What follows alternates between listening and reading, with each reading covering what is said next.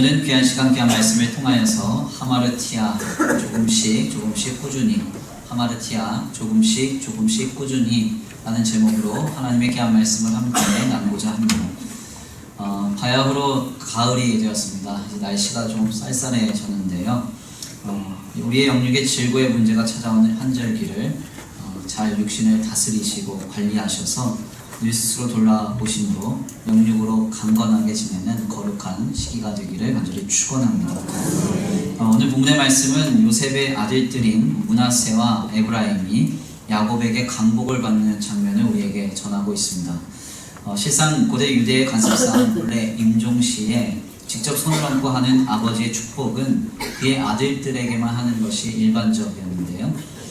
그러나 야곱이 자신의 손자인 요셉의 아들들에게 직접 손을 얹고 축복을 하였던 이유는 오늘 본문 말씀 이전 말씀인 창세기서 48장 5절 말씀과 같이 야곱은 요셉의 장자와 차자인 므낫세와 에브라임을 자신의 아들과 같이 생각했기 때문입니다. 5절 말씀인데요. 제가 봉독해 올려드리겠습니다. 내가 애굽으로 와서 내게 이르기를 애굽에서 내가 낳은 두 아들 에브라임과 므낫세는 내 것이라 르우벤과 시므온처럼 내 것이 될 것이요. 그러니까 창세기서 48장 5절 말씀에 따르면 야곱에게 있어서 요셉의 두 아들들은 자신의 아들과 같이 여겨졌습니다. 그래서 그는 자신의 손자인 므낫세와 에브라임에게도 친히 머리에 안수하여서 그들에게 축복해 주었던 것입니다. 이것은 굉장히 좀 특별한 경우였습니다. 왜냐하면 창세기 49장 말씀에 따르면 야곱은 자신의 아들들에게조차 이와 같이 손으로 안수하여 강복하지 않았기 때문입니다. 야곱에게는 요셉을 포함하여서 12명의 아들이 있었죠. 근데 그 중에서 오직 유일하게 손으로 안수하여서 강복을 받은 아들들은 손자인 므낫세와 에브라임이 유일했다는 것입니다. 그런데 이 과정에서 한 가지 문제가 발생합니다. 그것은 바로 야곱이 손을 엇갈려서 요셉의 첫 아들인 므낫세를 왼손으로 그리고 요셉의 둘째 아들인 에브라임을 오른손으로 안수하여 강복했기 때문입니다. 사실 이 일은 당시 고대 근동지방의 관습상 매우 이상한 일이었습니다. 실상 고대의 관습상 첫 아들인 장자가 갖는 의미는 매우 중요했기 때문에 모든 힘과 능력을 상징하는 오른손으로 장자를 안수하여 강복하는 일은 매우 마땅한 것이었습니다. 그래서 야곱도 젊은 시절에 그토록 장자권을 애타게 원하고 장자의 축복을 그토록 목말라 했던 이유가 바로 여기에 있습니다. 고대 당시에는 장자가 거의 대부분의 부와 소유를 독식하는 구조였고 또한 복을 다 혼자 받는 것이 일반적이었기 때문에 실상 욕심이 많았던 차자인 야곱은 형 에서가 모두 다 가져갈 부와 소유의 마음을 두고 이를 다 자신이 차지하려고 했던 것입니다. 실상 이는 젊은 날 야곱에게 속았던 아버지 이삭의 모습을 통해서도 매우 분명하게 확인이 됩니다. 이삭은 자신의 둘째 아들인 야곱이 형 에서의 분장을 하고 자신을 속이고 복을 받자 그에게 모든 복을 다 강복으로 몰아줍니다. 그리고 나서 뒤늦게 돌아온 에서에게는 더 이상 빌어줄 복이 없다라고 이렇게 고백합니다. 그러니까 즉 장자에게만 이삭은 장자에게만 복을 몰아주었던 것입니다. 이렇게 고대 사회에서는 장자가 갖는 위치와 의미가 매우 컸습니다. 이는 유대 관습에만 국한된 것이 아니었습니다. 거의 일반적인 고대의 사상이었어요. 사실 우리나라만 하더라도 불과 한 세기, 그러니까 한 30여 년에서 40년 정도만 거슬러 올라가 보더라도 집안의 큰 아들에게 거의 대부분의 재산을 물려주는 것이 일반적인 관례였습니다. 이는 고대로 거슬러 올라가면 올라갈수록 더더욱 두드러지는 현상이었습니다. 이러한 배경 속에서 요셉은 당연하게도 자신의 아버지인 야곱이 자신의 첫 아들, 그러니까 므낫세를 오른손으로 축복해 주리라고 기대했습니다. 특별히 요셉에게 있어 첫 아들인 므낫세는 당시 고대 근동지방의 문화 속에서 자신에게 가장 중요한 첫 아들이자 여기서 더 나아가 므낫세, 그러니까 그 이름의 뜻대로 잊어버리다 했던 그 이름의 뜻대로 자신의 지난날의 모든 고통과 고난을 잊게 해준 기쁨으로 자신에게 찾아온 아들이었습니다. 그래서 슬그머니 야곱의 오른손이 있는 쪽으로 요셉은 므낫세를 옮겨 놓습니다. 오늘 본문 말씀 12절에서 13절인데요. 우리 함께 다 같이 봉독해 올려드립니다. 오늘 본문 말씀 12절에서 13절입니다. 시작. 요셉이 아버지의 문 사이에서 두 아들을 불러내려고 땅에 엎드려 절하고 오른손으로는 에브라임을 이스라엘의 왼쪽을 향하고 왼손으로는 므낫세를 이스라엘의 오른손을 향하게 하여 이끌어 그에게 가까이 나아가며. 아멘. 오늘 본 말씀 12절 13절 말씀에 따르면 요셉은 야곱에게 자신의 아들들이 강복받는 일에 있어서 자신에게 가장 중요한 첫 아들인 장자 므낫세를 야곱의 오른쪽으로 옮겨 놓았습니다. 그런데 이때 그의 아버지인 야곱은 요셉의 기대와는 정반대되는 행동을 하고 맙니다. 오늘 본 말씀 14절인데요. 우리 다시 한번 함께 봉독해 올립니다. 14절입니다. 시작. 이스라엘이 오른손을 펴서 찬양 에브라임의 머리에 얹고 왼손을 펴서 므낫세의 머리에 얹으니 므낫세는 장자라도 팔을 바꾸어 얹었더라.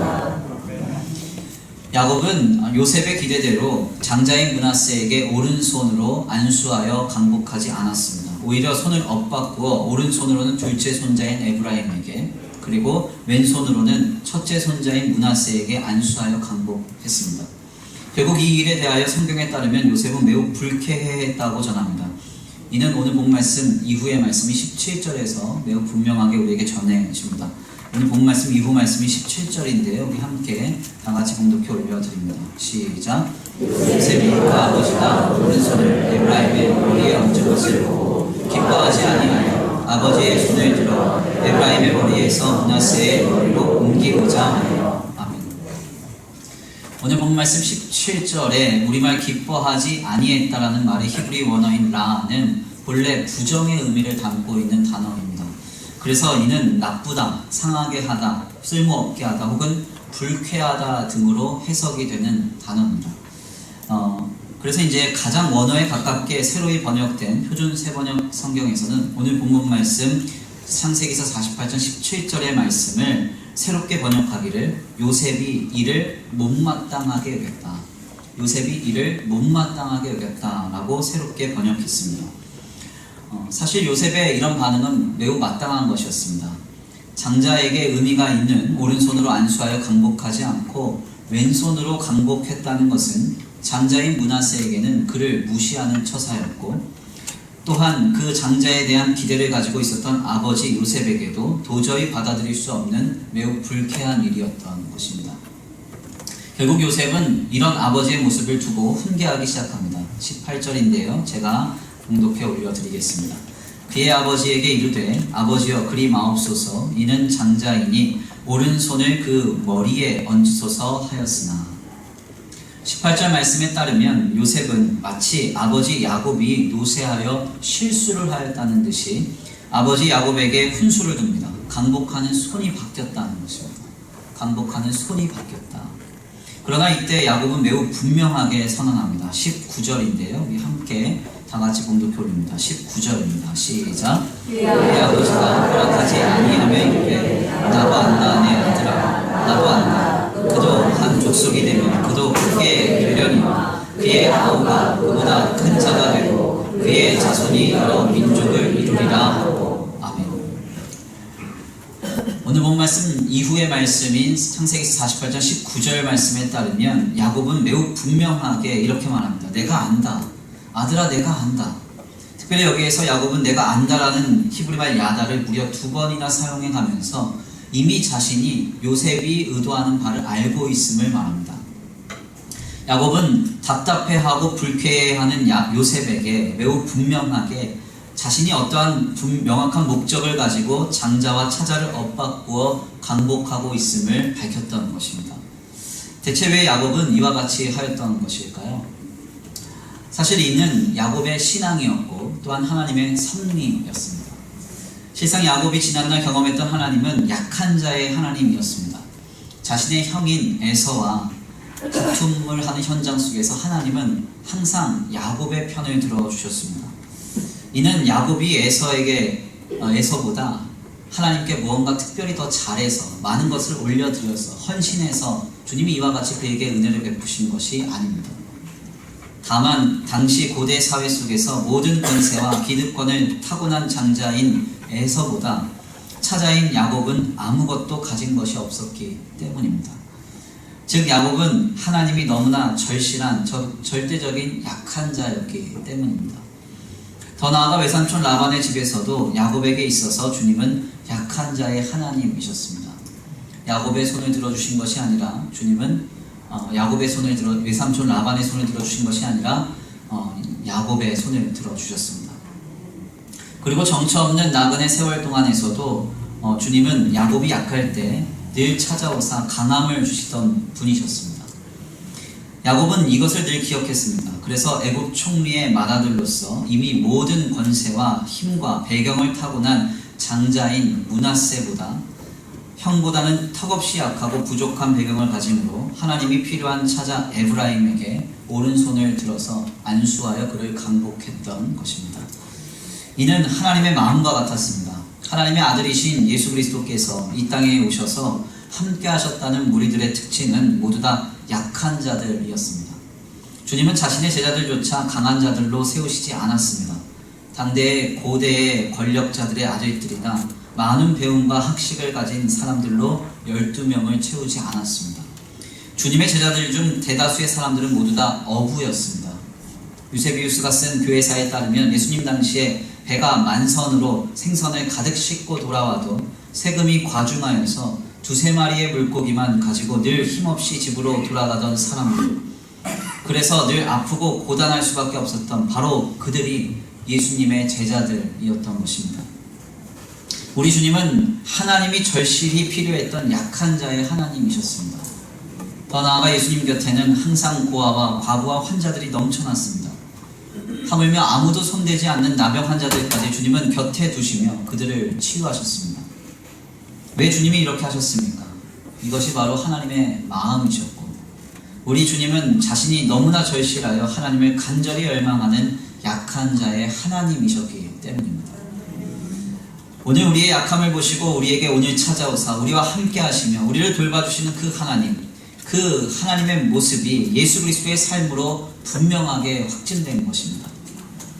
이 주님의 마음은 예수 그리스도의 십자가를 통하여 완성됩니다. 우리의 영원한 연약과 결핍, 비참의 문제인 죄를 해결하시고자 우리를 위하여 자기 생명을 아끼지 아니하시고 모든 것을 내어주시는 것입니다. 바로 이것이 야곱이 경험한 하나님이었고, 야곱은 이 하나님을 신앙하는 마음으로 차자인 에브라임을 오른손으로 강복하였습니다. 그런데 오늘 본문 말씀을 잘 상고해 보면 요셉은 이러한 강복의 현장 속에서 아버지 야곱을 통하여 하나님이 하시는 일을 전혀 이해하지 못했습니다. 그리고 오히려 불쾌하게 여겼습니다. 매우 못마땅하게 여겼다는 것입니다. 아마도 그는 아버지가 노쇠하여 망령이 드셨나 하는 생각이 들었던 것 같습니다. 그래서 아버지가 하는 일을 말리며 손이 바뀌었다고 매우 다급하게 아버지를 훈계했습니다. 그러나 야곱은 이에 대해서 아들아, 내가 안다, 야다 2번이나 반복하면서 내가 이미 차자인 에브라임에게 오른손으로 강복한 것은 나의 신앙과 하나님의 섭리와 하나님의 계획 가운데 있는 일임을 말하고 있었던 것입니다. 생각해보면 요셉은 야곱의 이런 행동을 가장 잘 이해해야 하는 사람이었습니다. 그는 야곱의 11번째 아들이었습니다. 그는 야곱의 장자가 아니었습니다. 그럼에도 불구하고 그는 어린 시절에 아버지 야곱에게 가장 사랑받는 아들이었습니다. 그리고 하나님께서는 야곱의 12아들들 중에서도 그를 아무 이유 없이 가장 사랑하셨고 그를 가장 크게 사용하셨습니다. 요셉은 매우 분명하게도 야곱의 첫째 아들도 혹은 둘째 아들도 아니었습니다. 무려 11번째 아들이었습니다. 그러나 하나님은 이 11번째 아들인 요셉을 다만 사랑하셨고 그를 크게 사용하셨던 것입니다. 그런데 요셉은 지난날 이런 사랑과 은혜를 힘입고도 지금 자신의 눈앞에서 장자와 차자를 엇받고 축복하고 있는 야곱의 마음과 그리고 하나님을 향한 신앙과 그 속에 담겨진 하나님의 섭리를 전혀 이해하지 못하고 불쾌히 여겼습니다. 도대체 왜 이런 일이 벌어진 것일까요? 그 이유는 간단합니다. 요셉 역시도 자신도 모르는 사이에 장자를 우선시하는 고대 근동의 문화와 애굽의 문화 앞에 크게 영향을 받아버린 것입니다. 소위 그가 이미 애굽인이 다 되어버린 것입니다. 실상 요셉이 총리로 활동했던 애굽은 자신이 처음 낳은 아들인 장자의 의미를 다른 어떤 고대 근동의 지방보다 더욱 크게 두는 관습을 가진 나라였습니다. 그래서 오늘 본문 말씀으로부터 약 400여 년이 지나서 모세 당시의 상황을 보면요, 그토록 완악했던 애굽왕 바로가 한순간에 무너지게 된 일에 대해서 전하여지는데요, 그것은 바로 하나님께서 애굽의 10가지 재앙 중에 마지막 재앙인 장자가 죽게 되는 재앙으로 그 땅을 치신 일이었습니다. 주님은 애굽에 내리는 10가지 재앙의 마지막 재앙으로 애굽의 모든 생물들의 첫 번째 낳은 자식을 다 죽게 하셨습니다. 바로 이때 바로의 첫 아들도 사망에 이르렀습니다. 그동안 하나님께서 내리신 9가지 재앙 앞에서도 계속적으로 완악함을 내보이던 바로는 바로 이 재앙 앞에서 완전히 무너져 버렸습니다. 어째서 그토록 완악하던 바로가 장자의 죽음 앞에서 완전히 하나님 앞에 항복했을까요? 그 이유는 간단합니다.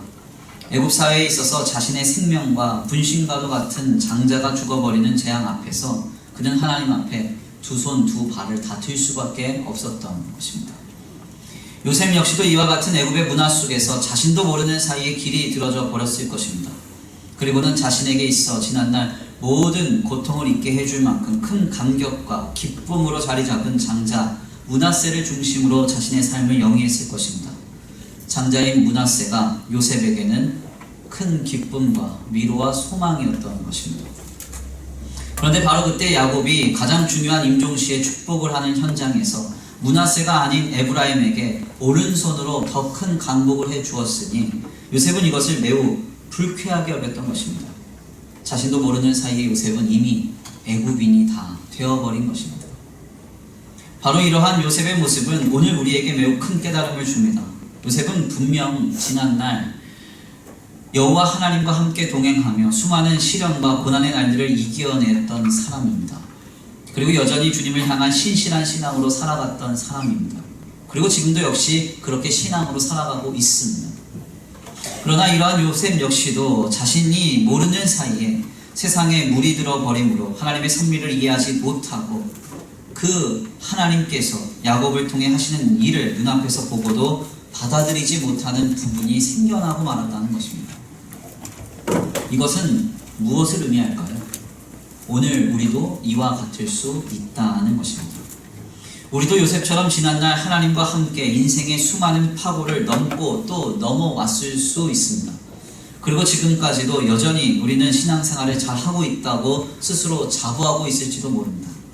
그러나 우리도 우리의 내면을 세밀하게 들여다보면 나도 모르는 사이에 우리는 이미 많은 부분 세상을 닮아가고 있습니다. 세속적인 가치와 물질적인 가치에 심히 물이 들어버림으로 왜곡되어져서 하나님의 섭리가 가득한 현장을 보며 이를 불쾌히 여기거나 못마땅하게 여기는 변질된 부분이 부지 중에 이미 우리 안에 자리를 잡고 있을 수 있다는 것입니다. 실상 저는 목회를 하면서 이것을 너무나도 많이 느낍니다. 저는 어린 나이에 담임 목회를 시작하면서 늘 제 속으로 다짐하고 또 다짐했던 바가 있습니다. 그것은 다른 것이 아니라 내가 적어도 주님의 교회와 주의 성도들에게 유를 끼치는 목회자가 되면 안 되겠다. 그리고 정말 세상을 닮지 않은 목회자다운 목회자가 되자 영혼과 생명을 살리는 일에 온전히 몰입하는 목회자가 되고자 늘 그렇게 결단해 왔습니다. 이를 위해서 지금도 여전히 발버둥 치고 있습니다. 그런데 너무나 희한한 점은 그렇게 발버둥을 치는데도 때때로 제가 까무러치게 놀랄 만큼 가끔 제 안에 왜곡되고 변질되어져 버린 면이 쉽게 발견된다는 것입니다. 처음 목회를 감당했을 때는 정말 뭣도 모르고 모든 것을 믿음으로 감당하고 믿음으로 선포했습니다. 그때는 지금보다 훨씬 더 순수했습니다. 지금보다 더 착했습니다. 꽤 괜찮은 사역자였습니다. 믿어지지 않아도 그랬습니다. 그런데 희한하게도 요즘에는 목회 사역을 할 때 나도 모르는 사이에 이미 머릿속으로 계산하고 있는 저를 보게 됩니다. 젊은 전도사 때에는 물질적인 가치나 세속적인 가치를 전혀 염두에 두지 않고 사람을 대하고 사역을 감당했습니다. 정말 지금 보면 너무 순수하고 너무 순진했습니다. 정말 꽤 괜찮은 사역자였습니다. 근데 지금은 믿음과 신앙보다 이해와 합리가 더 앞서갑니다. 지금은 저도 모르는 사이에 물질적인 가치와 세속적인 가치를 기준 삼아 사람을 대하고 사역을 감당하는 저의 모습을 볼 때가 많습니다. 이런 모습이 저도 모르게 제 안에 있음을 발견하게 될 때 저는 소스라치게 놀라지 않을 수 없습니다. 대체 언제 저는 이렇게 되어버린 것일까요? 저는 목회자입니다. 날마다 눈만 뜨면 교회당에 있고요. 집보다 교회당에 더 오래 있습니다. 오히려 집에는 잘 안 들어갈 때도 있습니다. 교회에서 잠을 자면 생활하기도 합니다. 교회당에 와서 제가 늘 하는 일은 날마다 기도하고 말씀 보고 신방 다니고 목회사역 연구하는 일입니다. 그런데 어느 틈에 저는 이렇게 세상의 영향을 받은 것일까요? 이것은 실상 환경과 조건의 문제가 아닙니다. 우리의 본성의 문제입니다. 그래서 유명한 신학자인 폴 틸리는 그의 책을 통해서 이런 말을 전했습니다. 우리 안에는 죄라는 것이 있습니다. 이 죄는 우리가 흔히 말하는 범죄, 즉 도덕적 죄나 법률적 죄가 아니라 하나님으로부터 멀어지는 방향성을 의미합니다.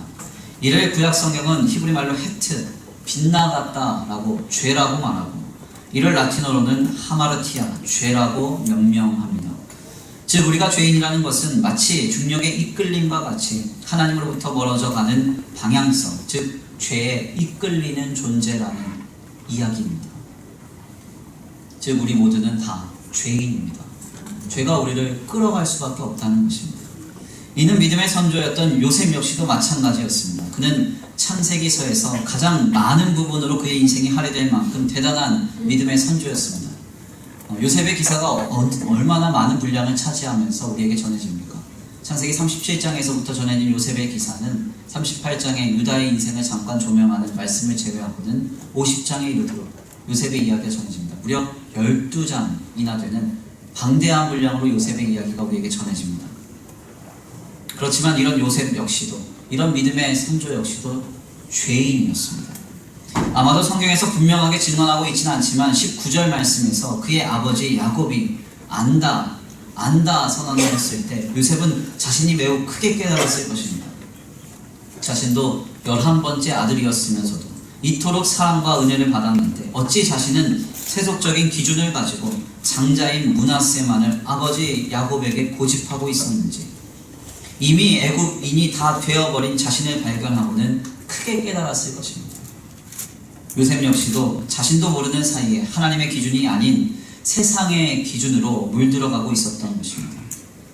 이는 오늘날 우리에게도 역시 마찬가지입니다. 하나님의 사람 요셉도 그러했다고 하면 우리는 말할 것도 없습니다. 오늘날 우리도 우리가 모르는 사이에 조금씩 죄로 물들어가고 있습니다.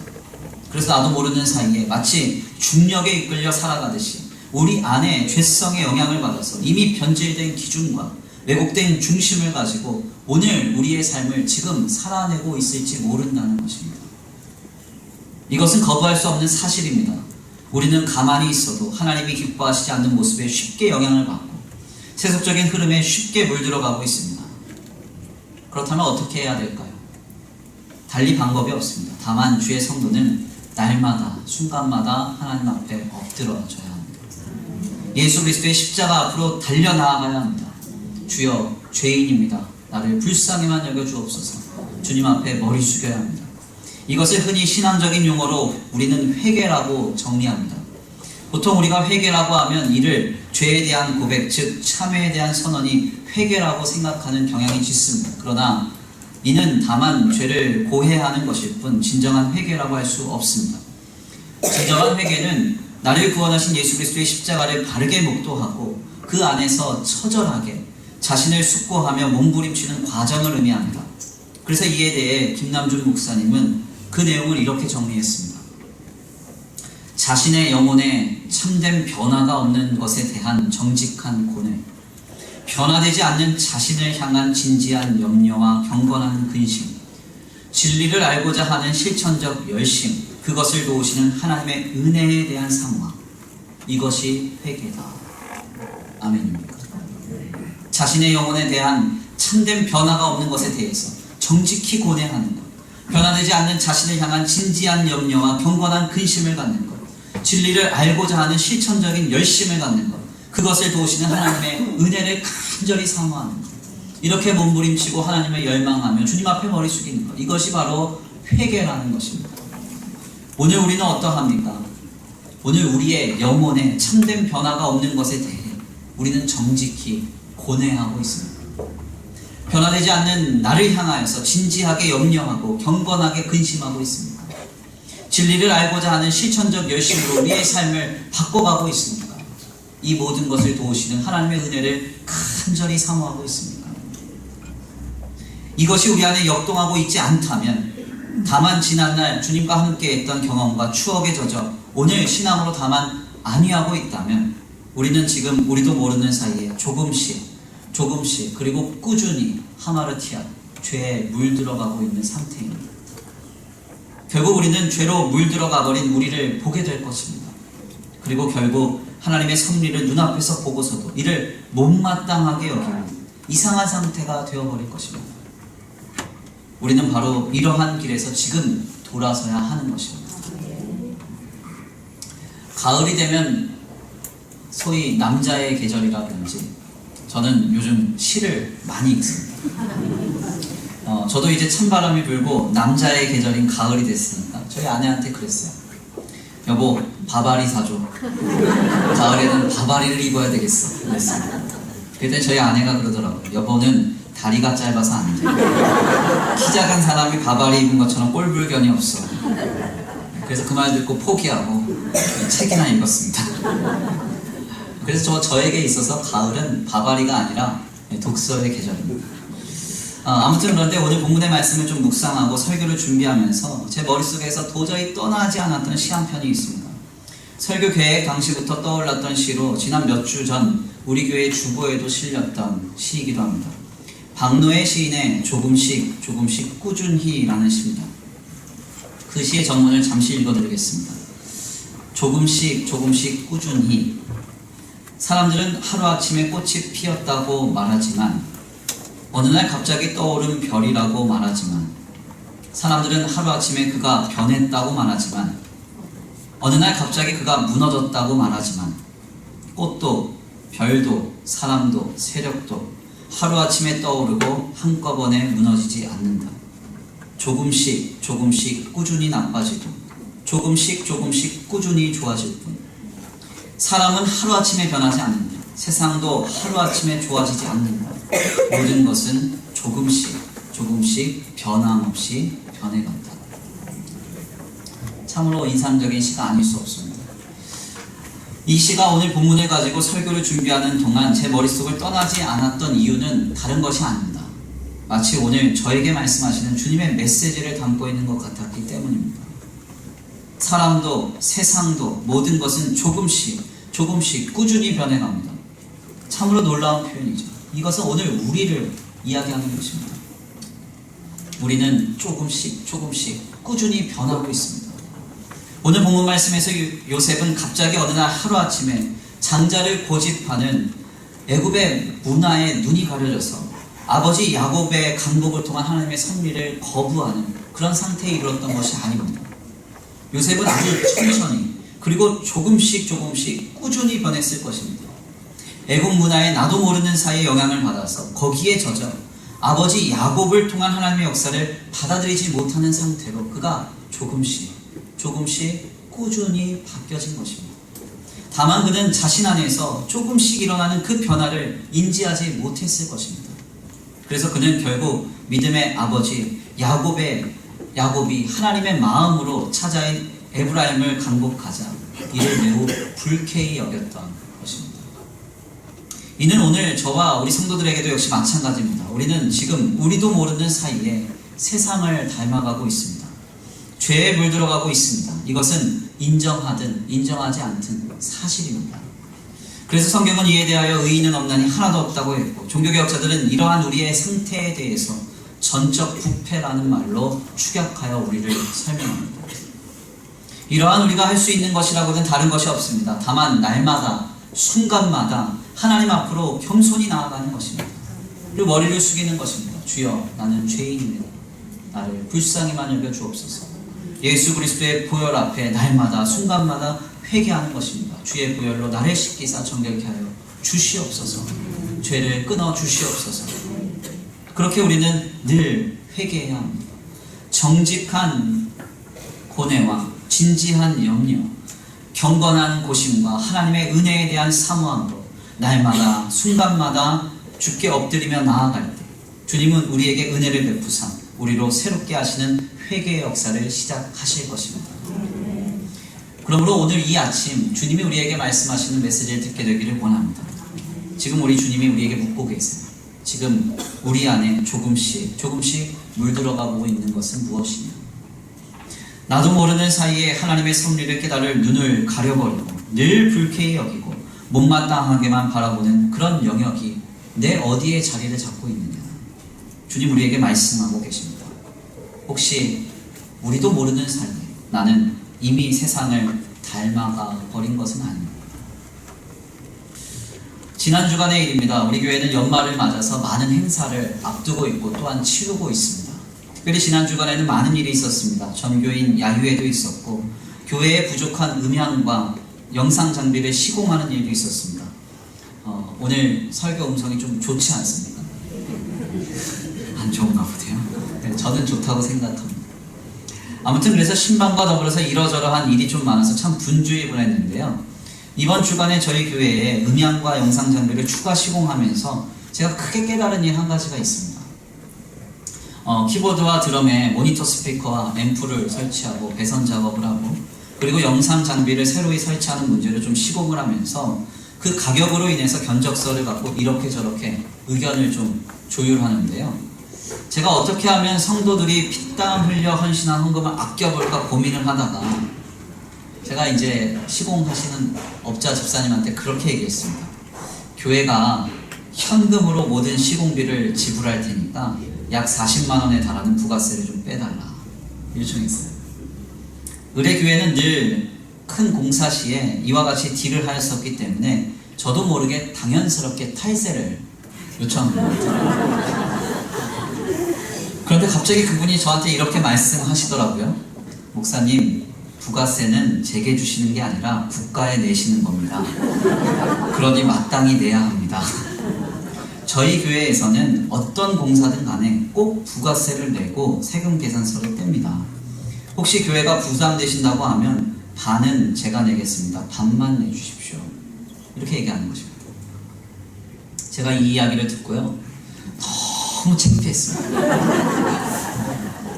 사실 이분이 다니시는 교회는 감자탕 교회로 유명한 조현삼 목사님이 담임하시는 광영교회입니다. 이 교회는 약 1만 명이 출석하는 초대형 교회이지만 매달 재정에 100만 원만 제외하고는 모두 다 구제하고 선교하며 헌신하는데 모두 다 사용하는 그런 특별한 교회입니다.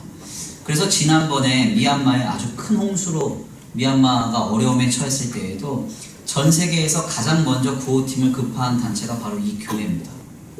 굉장히 깨끗하고 건전하게 이루어져가는 교회로 유명합니다. 제가 이 교회의 안수 집사님께 수원천성교회 담임 목사가 함께 배운 겁니다. 세금은 당연히 내야 됩니다. 네, 저희 교회도 다 종교인 과세하고 있습니다. 2018년부터 잘 꾸준히 하고 있는데 그런데 저도 모르게 개교회에 이익이 된다고 해서 탈세라고 하는 편법을 자행하고도 아무렇지도 않은 듯 행세를 하고 있었던 것입니다. 지난날 의뢰해왔던 대로라고 하여서 다 그렇게 한다고 하여서 한심하게도 거짓과 편법에 자연스럽게 물들어가 있었던 것입니다. 목사도 별 수 없습니다. 날마다 늘 회개할 거리가 넘쳐나는 인생입니다. 이렇게 우리도 모르는 사이에 죄에 끌려가고 있습니다. 세상에 물들어가고 있습니다. 이것은 중력과 같은 것입니다. 본성과 같은 것입니다. 그래서 우리는 하나님이 너무나 절실합니다. 지금 그래서 우리는 주님 앞에 엎드러져야 합니다. 그래서 사도 바울은 늘 자신에 대하여 고린도전서를 통하여 이렇게 말했습니다. 나는 날마다 죽노라. 그렇게 말했습니다. 나는 날마다 죽노라. 죄와 사망의 비참에 늘 죽을 수밖에 없는 자신을 발견하고 예수 그리스도 안에서 날마다 몸부림쳤다는 이야기입니다. 우리도 이와 같이 늘 하나님 앞에 회개를 이루어야 합니다. 지금 우리의 삶 속에서 자신의 영혼에 참된 변화가 없는 것에 대한 정직한 고뇌가 회복되기를 간절히 축원합니다. 변화되지 않는 자신을 향한 진지한 염려와 경건한 근심이 회복되기를 원합니다. 진리를 알고자 하는 삶의 실천적 열심이 회복되기를 원합니다. 그것을 도우시는 하나님의 은혜에 대한 간절한 사모함이 우리 안에 뜨겁게 역동되기를 원합니다. 만약 이것이 없다면 지금 예수 그리스도의 십자가 밑으로 향하여 가십시오. 이미 하마르티아, 죄로 물들어버린 우리를 온전히 주님께 내어드리시기를 바랍니다. 오늘 우리가 회개함으로 나아갈 때 못마땅하게 보였던 그 삶의 자리에서 하나님의 섭리를 보게 될 것입니다. 오늘 우리가 진정한 회개를 이루며 나아갈 때 불쾌히 여기던 바로 그 자리에서 하나님의 뜻을 경험하게 될 줄 믿습니다. 이 역사에 그 회개의 주인공 되시기를 간절히 축원합니다. 우리 이 시간 귀한 말씀 붙들고 함께 기도 올려드립니다. 다 같이 이 시간 함께 기도하겠습니다. 먼저 찬양으로 결단하시겠는데 찬양의 가사를 생각하시면서 우리 이 시간 말씀을 마음에 새기시며 하나님 앞에 고백하길 원합니다. 하나님, 우리는 혹시 요셉처럼 나도 모르는 사이에 이미 세상을 닮아가고 있지 않습니까? 죄가 나의 심령의 한쪽 구석에 이미 자리를 잡고 있지는 않습니까? 하마르티아, 죄에 조금씩 꾸준히 물들어가는 인생은 아닙니까? 나는 이미 세상을 닮아가는 애국인이 된 것은 아닙니다. 이 시간 우리 자신을 돌아보면서 하나님, 나는 죄인입니다. 나를 불쌍히 여겨 주옵소서. 회개하는 심정 하나님의 말씀을 마음에 새기시면서 결단하며 고백하겠습니다. 다 같이 찬양으로 결단합니다. 인내하시고 새 주여, 인내하시고 새 주여, 주여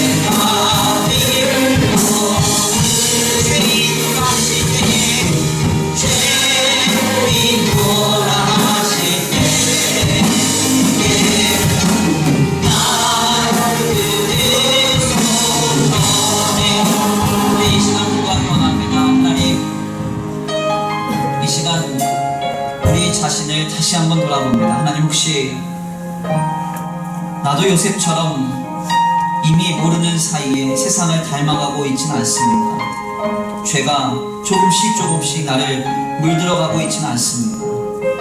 왜곡되고 변질된 심령이 나의 한쪽 구석에 이미 자리를 잡고 있지는 않습니까? 그래서 하나님의 섭리를 보면서도 불편하게 여기고 하나님이 하신 일을 보면서도 결코 받아들이지 못하는 그런 왜곡되고 변질된 심령으로 오늘을 살아가고 있지 않은지 이 시간 다시 한번 돌아봅니다. 하나님, 죄인이 여기 있습니다. 나를 불쌍히 여겨 주옵소서. 나를 새롭게 하시고 예수 그리스도의 보혈로 깨끗게 하여 주시옵소서. 우리 이 시간 다 같이 주여 한번 부르시고 말씀 붙들고 기도 올려드립니다. 주여 한번 부르시기 원합니다. 주여.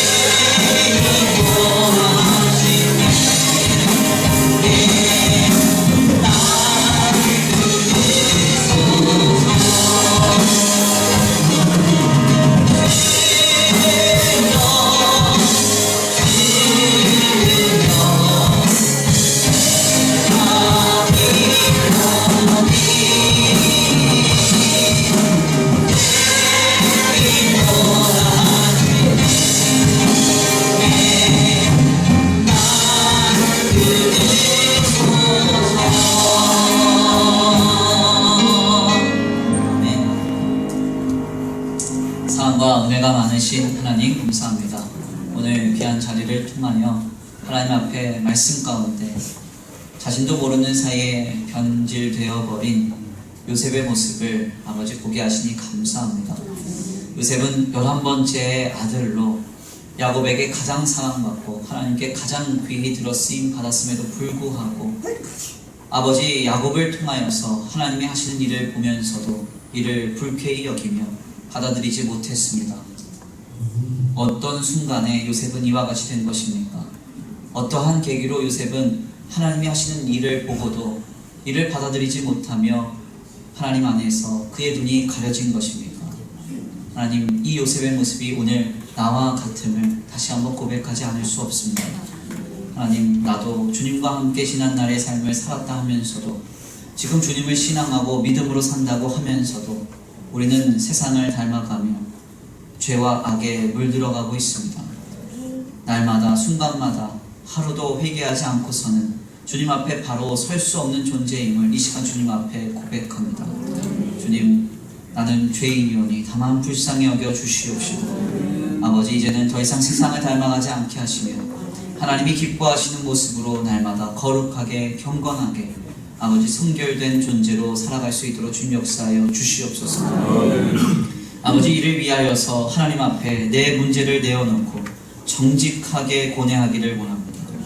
하나님 앞에 아버지 내 자신을 올려 의탁하며 아버지 진지히 염려하고 경건히 근심하기를 원합니다. 진리를 알고자 우리의 삶에 실천적으로 열심을 내기를 원합니다. 이 모든 것을 도우시는 하나님의 은혜를 간절히 열망하기를 원합니다. 주님, 이 은혜가 우리에게 있게 하셔서 진정한 회개로서 우리의 삶이 결실할 수 있도록 주님 역사하여 주시옵소서. 회개된 심령 위에 하나님 일하시고 회개된 심령을 통하여 하나님의 큰 일을 이루어가실 줄 믿습니다. 우리 성도들이 예배하고 돌아가는 발걸음 안전히 거하게 하여 주시옵시고 한 주간의 삶을 살아가면서 한순간 아버지 한순간도 주님을 잊지 않고 늘 주님을 의식하고 주님을 붙들고 순간순간 회개하면서 주님 붙들고 의지하면서 한 주간의 삶을 거룩히 살아날 때 아버지 하나님께서 하시는 큰 역사가 우리의 삶에 임하여지도록 주님 복내려 주시옵소서. 아버지, 한 주간의 삶도 주님 앞에 의탁합니다. 하나님께서 거룩하고 성결하게 이루어 가시리라 믿습니다. 아버지, 깨닫지 못하는 자에게 은혜를 주시고 하나님 앞에 담대히 나아갈 용기를 주시고 아버지, 우리의 모든 문제를 주님 앞에 의탁할 수 있는 믿음을 주시옵소서. 오늘 귀한 예배 가운데 주님 앞에 나와 귀한 예물 올려드립니다. 이 예물이 쓰여지는 곳곳마다 영혼과 생명 살아나게 하시고 하나님의 나라와 하나님의 아버지 영광을 위해서 주의 복음을 위해서 쓰임받는 복될 예물 되게 하여 주시옵시되 아버지, 특별히 기도합니다. 아버지, 들어진 손길 위에 복의 복을 더하여 주시옵시고 하늘의 신령한 복과 땅의 기름진 복으로 덧입혀 주셔서 아버지, 주님께서 은혜 위에 은혜를 더하시며 세상과 사람에게 영향받지 아니하고 오직 하나님께로만 공급받는 놀라운 역사가 가득한 가정과 생업이 되게 하여 주시옵소서. 도우실 줄 믿고 감사함을 올려드리오며 사랑과 은혜가 많으신 우리 주 예수 그리스도의 이름으로 감사하며 기도 올려드립니다. 아멘. 이제는 우리 주 예수 그리스도의 은혜와 성부 하나님의 극진하신 사랑하심과 성령 하나님의 내주 교통하심이 오늘 귀한 말씀 가운데 깨닫고 하나님 앞에 날마다 순간마다 회개하며 주님 앞에 늘 머리 숙이며 주님 의지하고 주님 앞에 우리의 모든 문제를 의탁하며 살아가기로 결단하는 모든 성도들 머리 위에 이제로부터 영원토록 함께 있을지어다. 아멘.